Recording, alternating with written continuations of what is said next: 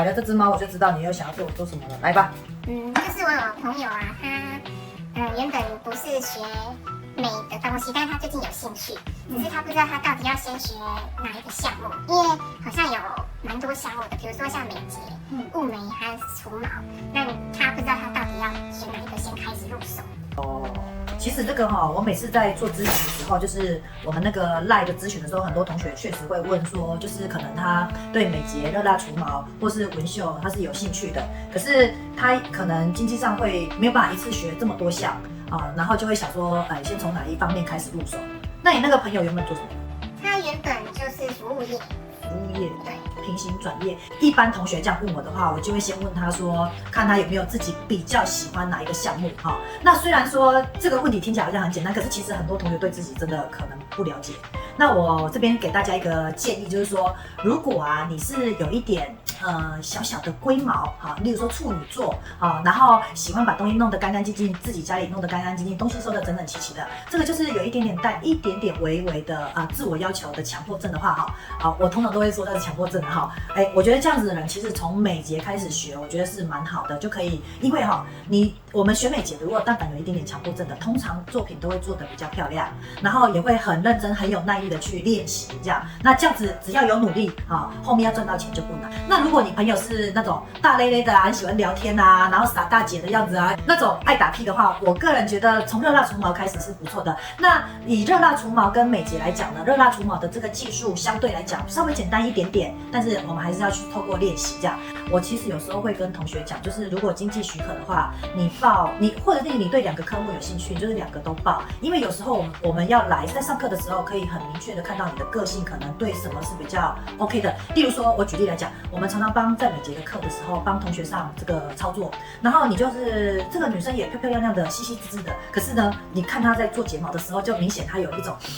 一直在深呼吸的感觉，可能她对这个她就变成她没有那么稳定性，没有那么高。那这种状况，如果她去学除毛的话，其实我觉得有可能是不错，因为除毛它是属于比较动态一点的。那多半来讲，除毛课的同学都是比较活泼热情的。但是如果你本来就是一个文文静静、乖乖巧巧的那种女生而且那个椅子都坐得住的其实我觉得从睫毛开始也是不错的因为我上课的时候常看到有同学就是在那边。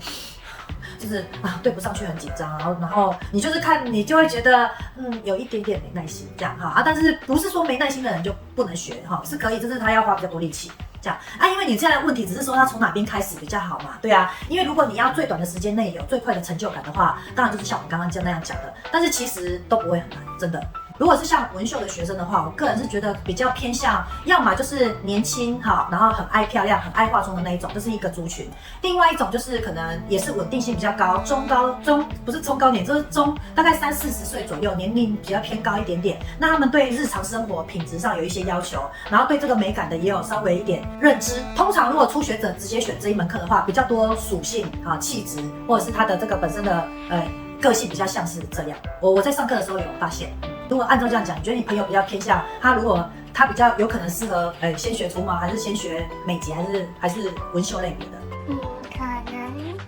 美睫吧，算比较中间。好，那你看到你现在听我讲完这段分析之后，你身边的朋友就有办法去判断说你这个人有可能从哪一个项目开始。所以呢，我跟你讲，如果每个同学这样问我这个问题的时候，你先把我这部影片看完。例如说，你找你妈妈或你老公一起把我们这部影片看完，然后再请你老公给你一个建议，或你妈妈给你一个建议，因为他们毕竟是最了解你的人。要从你的好朋友下去看你自己的个性，那你就比较容易找到出发点。那如果一开始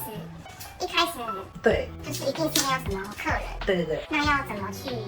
自己去找客人啊？我觉得其实这个还是我们回到就是行销重不重要的问题。我觉得我们刚开始学习做简单的技术像我们美业的技术，但是我觉得其实也要学习其他的，例如说像我觉得现在的人很多就是会学怎么做 IG 怎么做抖音像我自己也会，就是除了以前早期我会做网页，我会做 YouTube 以外，我现在也是非常认真的在学习怎么当年轻人，所以我现在都在用 IG， 我就很认真在那边研究IG 要怎么那个画质要怎么做，怎么样比较可以吸引别人的眼球。同学除了本身他要上